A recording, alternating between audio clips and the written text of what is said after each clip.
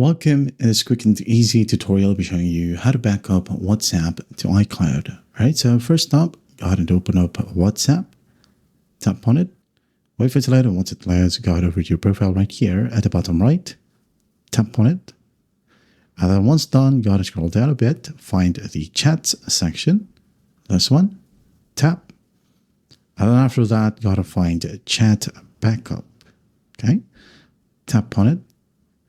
And once done, you can now go ahead and enable auto backup right here if you want to. But if you just want to back up manually, well, you can go ahead and tap on backup now in here. So let's just go ahead and tap on backup right here. Wait for it. Once done, it says here, last backup was today, this time. Okay.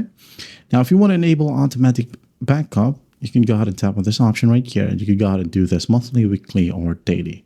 But if I were you, it's not going to hurt your phone and your internet. Just go ahead and tap on daily right here. Go ahead and go back and include videos if you want to. If you just want chats, disable this feature. Okay, end-to-end encryption as well for another layer of security. You can enable this one, and whenever you log into a different phone or device, it will require a password or a 64-digit key. So go ahead and set this one however you want, and once that's done, you're good to go.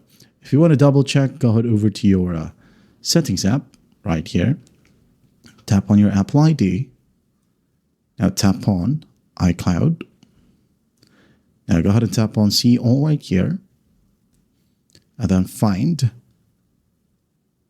WhatsApp. Okay, make sure that this one is enabled. And after that, you're good to go. That's how simple it is to back up WhatsApp to iCloud. I hope this video helps, and I'll see you in the next one.